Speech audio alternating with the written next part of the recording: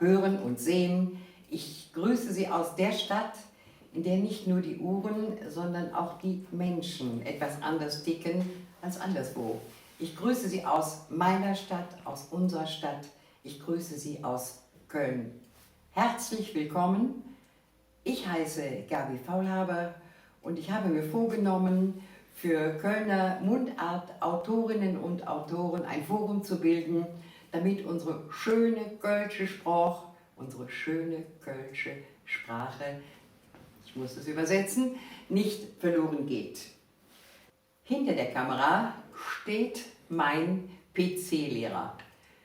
Er ist immer ganz bescheiden, hält sich immer im Hintergrund, aber ich kann Ihnen sagen, wenn Sie irgendwelche Fragen haben zum PC, zum Internet, mein PC-Lehrer, er heißt Arthur Schauderner, ist immer bereit und er hat eine Engelsgeduld, besonders für Senioren, und da weiß ich, wovon ich spreche. Er hat eine eigene Computerschule, wie gesagt, und ich kann Ihnen nur empfehlen, wenn Sie einen Computer haben, ein bisschen Anleitung braucht jeder, sonst klappt das einfach nicht. Arthur Schauderner ist immer bereit. Ich darf Ihnen den Namen mal buchstabieren, weil es ein bisschen schwierig ist. Das schreibt sich C-Z-A-U-D-E-R-N-A. Und Sie finden ihn ganz bestimmt im Internet oder auch im Telefonbuch. So, und jetzt zu meinem heutigen Gast. Ja, alles, was Sie hier sehen, eigentlich noch sehr viel mehr, der Tisch ist zu klein, das ist von meinem heutigen Gast jede Menge Bücher, 200 Lieder, selbst getextet, selbst komponiert, selbst gespielt, selbst vorgetragen. Ich warte auf Hans-Jürgen Jansen. Ja, und da kommt er schon persönlich. Schön, dass du da bist, liebe Jung. Ja, jetzt habe ich da Blödsinn nicht dabei, aber das merkt nichts. Deswegen kann man mich besser erkennen. Ja, wollte ich gerade sagen. Ja. Und die Gitarre hast du auch. Die Gitarre habe ich für alle Fälle immer dabei. Wie viel Gitarren hast du eigentlich? Ich habe so circa 10. Aber das war jetzt der kleine Hund hier vorne. Ja, das ist einer meiner Hunde, der also vielleicht ab und zu mal einen Knurpser von sich gibt. Er fühlt sich nämlich jetzt übergangen. Aber hört sich auch sehr kölsch an, muss ich dazu sagen. Er hat einen kölschen Namen, er ist nämlich Dürres. Und dann habe ich noch einen, der heißt Köbes. Er kommt nämlich jetzt auch schön ins Bild. Ja, wunderbar. Schön, dass ihr da seid. Hans-Jürgen, ja, schön, dass du da bist, natürlich. Wie gesagt, das alles und noch sehr viel mehr ist von dir. Ja. Und ich muss sagen, eins ist ja schöner als das andere. Ich weiß nie, was ich von dir mehr mag. Deine Reimchen, Erzählungen, deine wunderschönen kölschen Krätzchen. Ich weiß nicht, was ich kann es dir auch nicht sagen. Es ist natürlich so. Ich wollte dich fragen, was magst du lieber? Ja, also es ist schon so, dass die Kreativität sich am besten, die Kreativität zeigt sich am besten oder lässt sich auch am besten durch Musik und Text darstellen. Also wenn ich eine Musik, eine Melodie habe, dann ist es immer sehr, sehr spannend, dazu einen in gewisser Weise passenden kölschen oder auch hochdeutschen Text zu finden. Das wäre meine Frage jetzt gewesen. Was ist erst? Die Musik oder erst der Text? Es ist eigentlich immer zuerst die Musik. Und ich habe eine Melodie und suche zu der Melodie einen Text. Ja, und es ist äußerst selten, dass ich einen Text bekomme, das habe ich auch schon gehabt, der sagt so, den musst du jetzt vertonen. Das habe ich gehabt bei Gabi Am zum Beispiel. Ja. Habe ich Texte vertont. Ja? Oder auch andere, wie zum Beispiel Ostermann. Ostermann hat nämlich eine Menge, Willi Ostermann, eine Menge Texte gehabt, kölsche Texte, die teilweise weder von ihm noch von irgendjemand anderem vertont wurden, die dann jeder sich nehmen darf und seine eigene Melodie draufschreiben darf. Jetzt wollte ich dich noch fragen, wie komponierst du? Am Instrument oder auf dem Papier? Weißt du, glaube ich, gar nicht. Ja, doch, es kommt einfach. Es ist erstmal im Kopf. Ja. Also im Kopf ist eine Melodie. Ja. Und dann versuche ich mit der Gitarre, weil Gitarre ist mein Instrument, diese Melodie melodiemäßig zu spielen, dann versuche ich die Harmonien zu finden. Wenn ich die Harmonien habe, kommt meistens auch schon so ein bisschen Text ins Bild und dann entwickelt sich das wie, ja, ich hätte mal gesagt, wie bei einem Steinmetz, der eben aus einem Brocken Felsen irgendwo eine Figur heraus meißelt. So ähnlich kann man das sagen. Ja. Spielst du noch andere Instrumente außer Gitarre? Nein, ich spiele zwar ein bisschen Klavier, aber damit könnte ich nie auftreten. Also das ist höchstens, um mal zu finden, wie sind die Übergänge oder mal zu sehen, ist diese Begleitung vielleicht besser als die andere, aber sonst nichts. Du weißt, eins meiner Lieblingslieder ist Du hässene Freund. Du hässene Freund. Muss ich übersetzen eventuell, du hast einen Freund und ich weiß, ich habe einen Freund. Da sitzt er. Er hat mir unendlich viele Ratschläge gegeben, er hat mir unendlich viel Material zur Verfügung gestellt und ich bin sehr, sehr, sehr dankbar dafür. Und das sollte man ruhig mal öffentlich sagen. Und weil mir das Lied Du hässene Freund so gut gefällt, würde ich das furchtbar gerne hören. Würdest du mal gerne hören? Würde ich furchtbar gerne hören. Gut. Wir müssen nicht ganz hören. Nein, du bist ja so unendlich vielseitig. Ja, nicht, also aber ich habe hier den Kapodastler liegen, das kann man vielleicht mal kurz anspielen. Also bist du mit der Welt am Eng und freust dich an, wo fing ich bloß ein bisschen Mut. Denk an mich und glaub mir, das tut bestimmt nicht lang. Ich komm bei dich und träg dich aus der Not. Jetzt kommt der Refrain. Ja. Nenn die Handy, ja, ist blöd. Du hast die Knöpfe schnell gedrückt. Ruf mich an und denk dort dran, ich komm bei dir. Auf unterwegs auf zu Fuß. Ich gönn mir ganz bestimmt kein Puss. Der war noch ein Weg von Stunden. Du hast eine Freundin. Ich weiß es. Ich weiß es. Ich habe einen Freund, der immer für mich da ist. Ja, Hans-Jürgen, dann haben wir natürlich noch einen alten gemeinsamen Freund, mit dem du noch sehr, sehr viel mehr vertrauter bist als ich. Und das ist hier unser Ludwig Sebus. Und da hast du ein ganz, ganz tolles Buch zusammengestellt mit vielen Bildern, relativ wenig Text, aber wie gesagt, was nötig ist drin. Sind immerhin fast 250 Seiten. Ja. Die zusammengekommen sind, die aus unter anderem 350 Bildern bestehen. Und das Leben von Ludwig Sebus, der immerhin 1925 bereits geboren wurde, bis heute begleiten. Zum 88. Geburtstag habe ich das fertiggestellt. Und da der ja mindestens 100 wird oder das noch wollen mehr, wir hoffen, das wollen wir hoffen, ja. muss ich jetzt schon an dem Band 2 so langsam anfangen zu arbeiten. Ähnliches habe ich mir gedacht, also du bist... Ja, es gibt ja wieder genug Dinge, die er wieder gemacht hat, die dazukommen. Es gibt auch Fotos, massenhaft, die jetzt wieder von ihm... Jeder hat heute Handy in der Hand. Gute Fotos, die man da auch dann reinbringen kann. Bei den alten Fotos war das ein bisschen schwieriger. Die mussten aufbearbeitet werden, weil die eben nicht mehr so qualitätsmäßig so gut waren. Also da kann man, ohne weiteres könnte man einen zweiten Band, aber das ist natürlich mehr Spaß jetzt. Und im nächsten Monat wird er 90 Jahre alt. Unser ewig junger, unser ewiger Charmeur, unser Ludwig Sebus.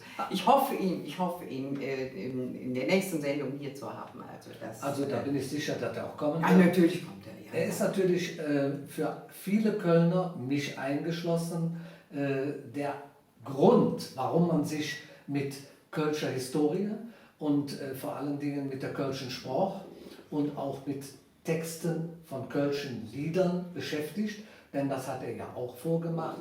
Ich würde ihn, ohne das jetzt zu übertreiben, würde ihn also schon in die Reihe mit Ostermann, Berbür, Jürg-Schmitz stellen. Und auch mit Toni Steinjas, um den mal nicht ganz zu vergessen. Da sind noch viele andere, die in Köln tolle Sachen. Hans Knipp selbstverständlich, für die Blackfoes und auch für die Pavaya ganz wichtig, die sehr viel kölsche Texte geschrieben haben und wunderschöne Lieder uns geschenkt haben. Ja, vor allen Dingen, es war noch ein gutes Kölsch und war nicht das Gemölsch, was man heute manchmal von den Gruppen hört. Das ist nicht immer gut. Bei Ludwig Sebus stimme ich dir zu und auch bei Ostermann. Wie gesagt, die neuesten Texte sind reim dich oder ich fress dich. Da ist also nicht mehr so ganz typisch der Kölsche, wobei ich für mich persönlich, das muss ich mal ganz deutlich sagen, in Anspruch nehme, tatsächlich bei den schwierigsten Reimen immer noch versuche, einen kölschen Reim drauf zu machen und nicht irgendwie so einen halb deutschen, halb rheinischen oder sonst was. Aber das ist eben auch Geschmackssache und das Publikum ist ja teilweise heute so, dass die lieber etwas, was fließend über die Lippen geht, was schnell geht, auch wenn es kein echtes Kölsch ist, lieber sprechen und singen, als jetzt das echte Kölsch. Besonderes Beispiel ist hier Leve und Lache in Köln. Ich weiß, dass man Leve nicht gut singen kann. Leve lässt sich besser singen und sprechen, also Leve mal am Leben. Ne? Das ist aber dann, ohne was Böses über diese Stadt zu sagen, eher im Düsseldorfer Raum dann zu treffen. Die sprechen ein bisschen abgewandelt, mittelfränkisch, ritualisch. Ich weiß es. Ich weiß es. Aber die Bücher, die hier liegen von dir, sind die alle in kölscher Sprache? Ja, ne? Die sind alle in Kölsch. Natürlich ist, das heißt, die Biografie von Ludwig natürlich nicht. Nein, Hochdeutsch. Da ist aber auch genug Kölsch drin. Ansonsten ist es alles Kölsch. Es gibt 2 Bücher, wie diese beiden, da wird in Hochdeutsch erklärt, wie es zu den Sagen kommt. Ja, weil es Sagenbücher sind. Wie es dazu kommt. Da wird das erklärt auf Hochdeutsch, aber ansonsten ist alles Kölsch. Sag mal, hättest du nicht ein kleines Römchen oder ein kleines Verzellchen, was du uns auch vorlesen? Da müsste ich dieses Kätzchenbüchlein nehmen. Okay, also ich hätte hier so ein kleines, das ist so ein bisschen witzig und gleichzeitig auch ein bisschen nachdenklich. Zuverlässig und klug. Heißt nichts anderes wie zuverlässig und klug. Der aale Geschäftsmann Rolf singe Sonnen, singe Einzige, singe große Wonn. Der soll nur als Chef amtieren. Der Vater will ihn noch jet lieren. All die Jahre seitdem hatte ich ein Prinzip. Ich war immer zuverlässig und klug. So muss auch du führen, der Betrieb. Das sage ich dir, das steht in keinem Buch. Zuverlässig heißt, wenn du versprochen hast, jetzt zu liefern an einem bestimmten Tag, musst du, wann nötig, auch express ganz genau erfüllen den Vertrag. Und was bedeutet klug? Will der Sohn wissen. Der Vater lädt sich gern, Herr unterbrechen, er griemelt, man spürt seine Raffinesse, dann sagt er, du sollst nicht versprechen. Sehr schön. Ja, es ist so, deine Sachen haben ja nun mal alle Tiefgang, nicht? Da kommen wir ja nicht dran vorbei. Naja, also einige sind natürlich auch platt, ist ja ein bisschen klar, dass man nicht nur mit dem Stiefgang kommen kann. Aber das hat immer noch ein bisschen Hintergrund. Ja, also es ist eigentlich ja für jedermann, ne? Ja, kann man so sagen. Also dann Büchelchen zum Beispiel, um das mal zu preisen, wirklich. Es ist zauberhaft. Da steht sehr, sehr viel drin und man kann vor allen Dingen wegen der Überschriften, kann man sofort finden, diese Verzellscher und Römscher sind geeignet für einen Geburtstag, für eine Hochzeit oder für welche Vorträge, wie auch immer. Ich habe etwas vergessen vorhin, und zwar zu sagen, dass du der Köln-Barde bist. Ich habe nur deinen Namen genannt, aber Köln-Barde gefällt dir sehr viel besser, nicht? Unter dem Pseudonym trete ich auf, ist richtig. Ich habe auch diesen Namen mehr oder weniger schützen lassen, weil viele in Köln natürlich als Barden bezeichnet werden und nicht nur in Köln, überall, wo die deutsche Sprache eben gilt. Aber der Köln-Barde als zusammengeschriebenes Wort, das gibt es eigentlich nur und das bist auf mich beschrieben. Das bist du. Ja. Wir haben, wie gesagt, hier jede Menge Bücher liegen. Man sollte sie eigentlich alle gelesen haben. Wo sind sie zu erwerben? Ja, also einige sind im, darf man das sagen, Bachem Verlag in Köln. Aber natürlich. Ja, und dann gibt es einige im Ratio Books Verlag von Loma Und ich bin jetzt gerade dabei, den Band 2 dieser Rümscher und Verzelscher zu schreiben. Der ist also fertig. Aber wenn man sagt fertig, dann meint man jetzt den Inhalt damit. Also die Rümscher sind alle da und die Verzelscher, es muss nur alles drumherum. Also es wird zum Beispiel hier, das ist ganz interessant, ein neues Bild gemalt, dann kommt eine neue Rückseite, dann wird es eine neue Einleitung geben, dann wird es auch Hinweise auf die Bilder, wieder neue Bilder, von mir fotografierte Bilder oder umgearbeitete Bilder da drin geben. Und das alles zusammenzustellen, das dauert dann eben noch ein bisschen. Sag mal, seit wie vielen Jahren beschäftigst du dich eigentlich damit? Hast du das dein Leben lang gemacht? Nee. Also ich habe als 16-Jähriger in Köln hast schon eine eigene Band, Band gehabt.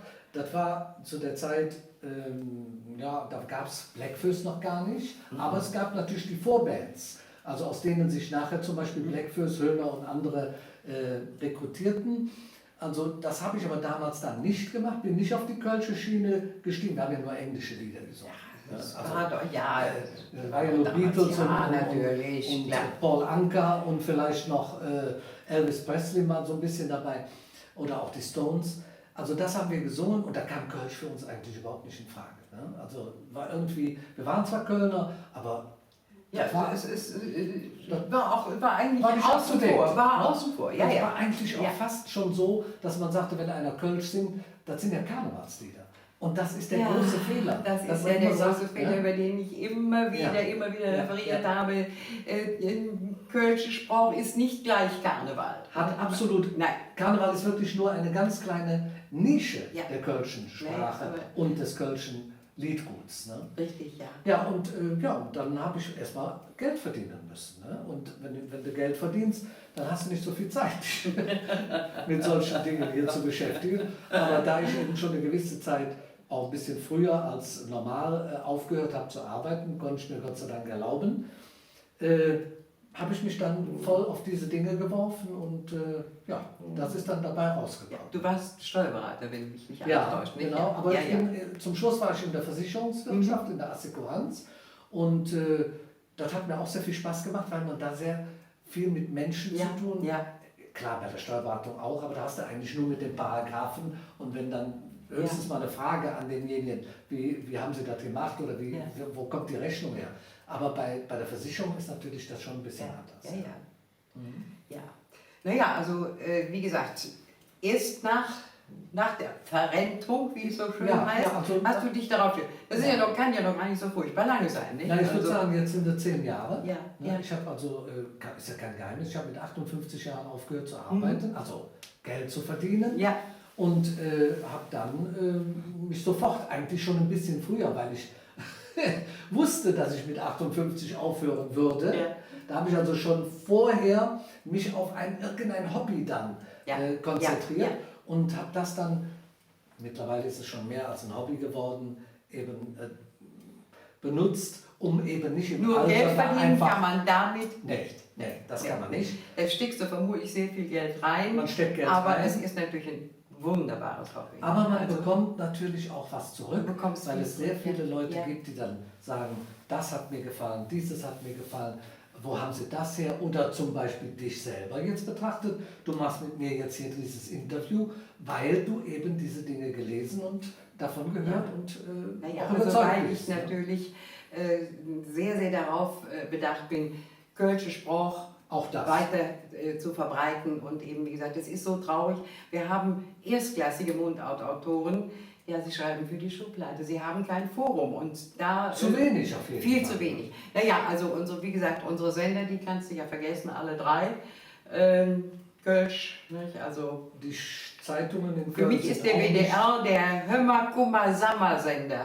Ja, das nur Ruhrgebietsslang oder Ostwestfalen. Ne? Hömmer, Kummer, Sammer. Ja, wunderbar. Ja, schön.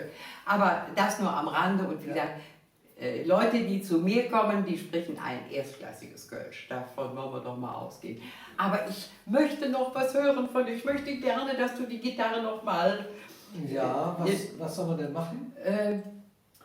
Zum Beispiel sowas ganz Einfaches, was jeder mitsingen kann. Ja. Ja, also kann jeder mitsingen, beziehungsweise ist auch mittlerweile in Köln schon ein bisschen bekannt. Ja, das geht ins Ohr und ist sofort zum Mitsingen. Ja, und die meisten sehen auch in den Text, zumindest den Text des Refrains, eine Aufforderung genau dessen, was du jetzt gerade eben gesagt hast, nämlich Kölsch darf nicht aussterben. Genau. Geht das so? Ja, ja, ja, wir sprechen wieder Kölsch. Ja, ja, ja, so jäh und unverfälscht. Ja, ja, ja, mir handelt wieder dran. Et hätt sich wieder fast gesetzt, wie beim Lehrer Welsch. Und Trick vom Hetz bis in der Kopf. Uns Mutter sprach echt Kölsch. Uns Mutter sprach echt Kölsch. Sehr, sehr schön. Ja, das ist natürlich ein Lied, das kann man sofort mitsingen. Und, Ja. Ja. Ist eben typisch Kölsch Ist Kölsch. hat auch 3 verschiedene Bedeutungen. Ne? Ja. Das erste Jahr sagt so ein bisschen, wir sprechen wieder Kölsch. Ja. Also auch wenn alle anderen sagen, nee, das Kölsch, das ist doch längst ausgestorben oder das wird noch aussterben, das ist ja nichts mehr, das spricht ja keiner mehr. Der zweite sagt, ja, wir sprechen wieder Kölsch, weil Kölsch doch sich schön anhört und weil man es auch sehr schön singen kann. Also das ist nämlich tatsächlich so. Ja, das ist ja das große Problem. Die Leute singen Kölsch, aber sie sprechen es nicht. Ja, das ist leider so. Ja.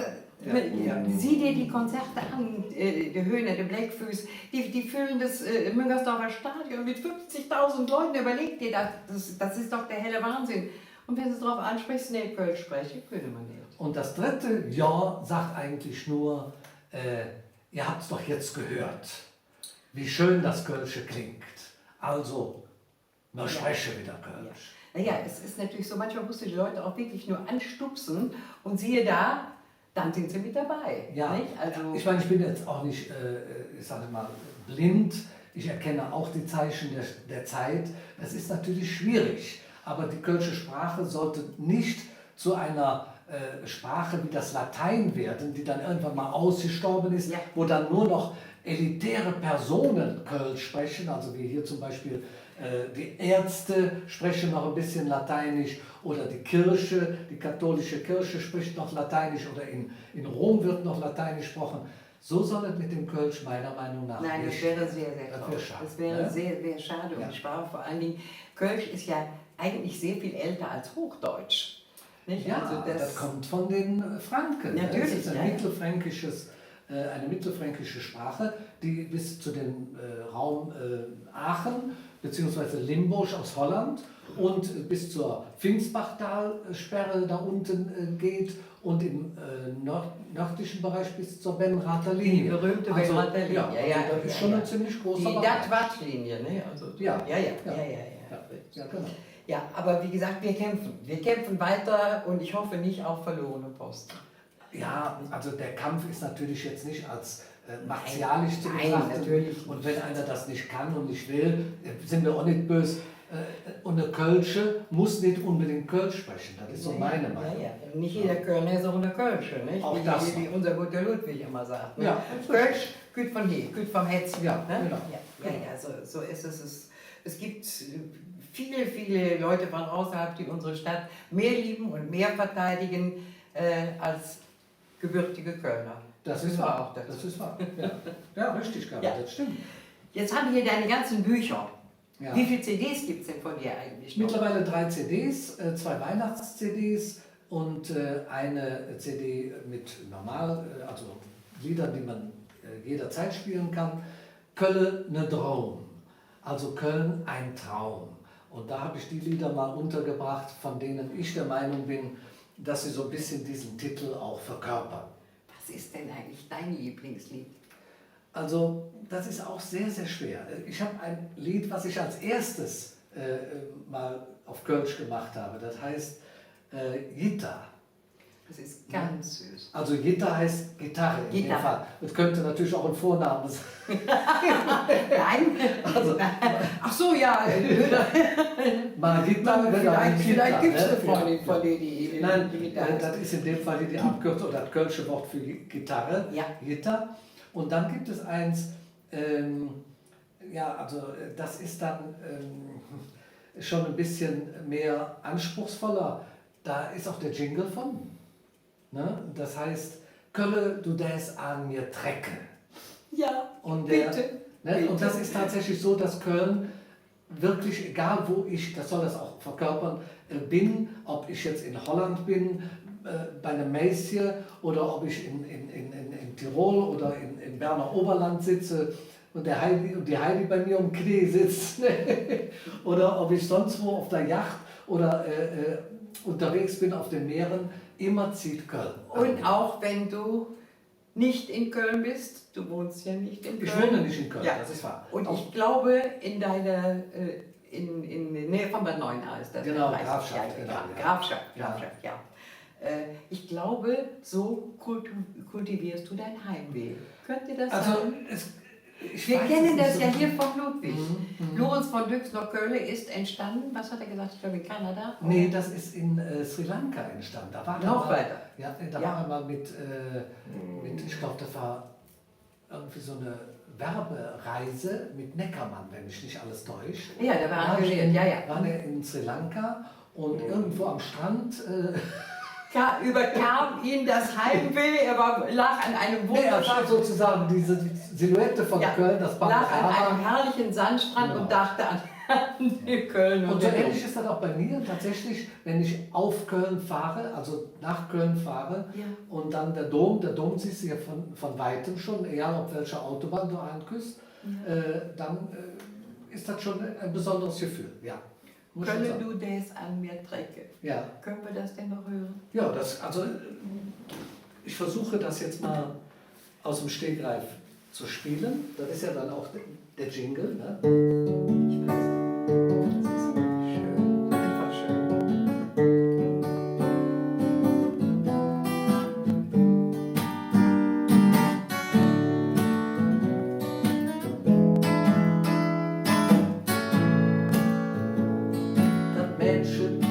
Holland, direkt aus Amsterdam, steht mit dem Posieren, wie Hetzbrand, wie in Flammen, wird bald wieder heim und sagt für mich ganz lieb, komm mit mir in mein Heimat, ich sah Stadt positiv.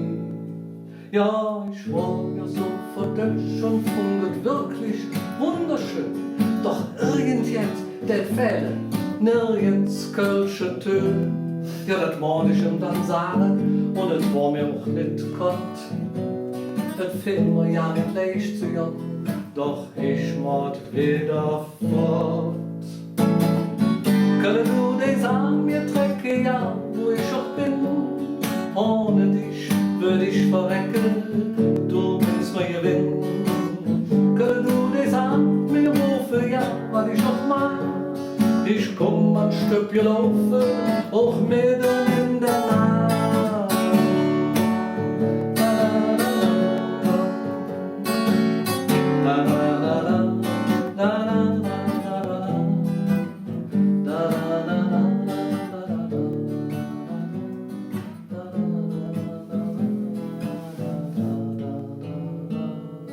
Es ist zum Dahinschmelzen. Zauberhaft. Und das drückt eigentlich wirklich genau aus. Es ist Heimweh pur, würde ich sagen. Ne? Gut, jetzt kommt das Mädchen da in Holland. Das ist ja nur so ein Beispiel. Ist ein Beispiel, ne? Ja. Aber wie gesagt, Freunde in Holland ist ja nicht so ganz... Holländisch ist gar nicht so weit vom... Wollte ich gerade sagen, ist natürlich vom Kölnischen entfernt. Also das... Aber speziell dieses Limburger Platt, ja. was sehr stark an das Aachener Platt angrenzt und natürlich zu diesem mittelfränkisch-repoarischen gehört. Ja, Hans-Jürgen, wir haben eine ganze Zeit geplaudert. Ja.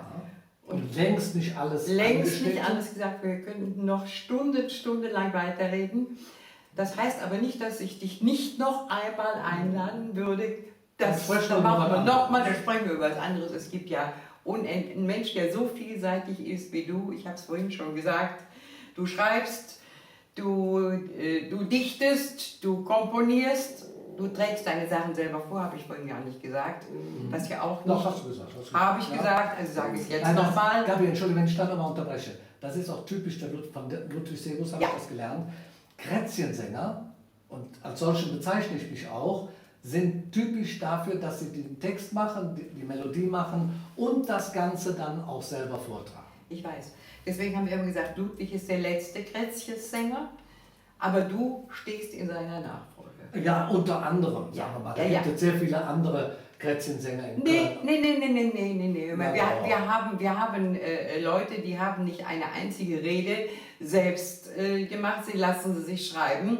Und wie gesagt, die Gruppen, ganz wenig kommt von denen, auch die haben ihre Songwriter. Trotzdem bin ich glücklich darüber, dass wir so viele Musik in Köln verschiedene Musik haben, weil auf diese Weise die Sprache und unsere Alienart auch transportiert wird. Ja, ich hoffe ja immer noch darauf, dass die Leute über die Lieder an die Sprache kommen. Naja, ich weiß es nicht, ich hoffe immer noch darauf. Also ich bin, Kölsche sind ja Optimisten. Natürlich, aber das hätte ja im Laufe der vielen Jahre eigentlich eigentlich müssen. Nicht 40 Jahre, was weiß ich, Blackfoes und genauso lange. Also da ist dann es ist natürlich auch in unserer Zeit schwer, muss man schon sagen. Köln ist ja ein Schmelztiegel von verschiedenen Nationen und Eigenarten der Völker. Und da ist es natürlich sehr schwer, die dann plötzlich alle, wie aber das ist es ja eigentlich immer gewesen. Bei Esperanto sozusagen, jetzt sprechen wir all Kölsch. Ne? Ich meine, ich tue das in den Schulen ja auch, ne, mit den Kindern. Ja. Und es ist wunderschön, wenn man Afrikaner, also Schwarzhäutige, sieht und hört, und die sprechen Das ist fantastisch. Oder Inder oder selbst Kasachen oder sonst was. Sprechen und singen. Sagen Sie singen können. Sprechen tun Sie es nicht, nicht so sehr. Aber Sie singen es. Und dann ist es wunderschön. Lieber Hans-Jürgen, ich darf mich ganz herzlich bei dir bedanken. Ich bin gerne hier gewesen. Das ist sehr nett von dir. Und wie gesagt, bei der nächsten Videoaufnahme hoffe ich, Ludwig Sebus hier zu haben. Wunderbar. Also irgendwie wirst du das schon hinkriegen und bestimmt wirst du auch noch ein paar andere sehr interessante Menschen. Ja. Es stehen schon einige in den Startlöchern. Wunderbar. Darf ich dir sagen. Alles klar.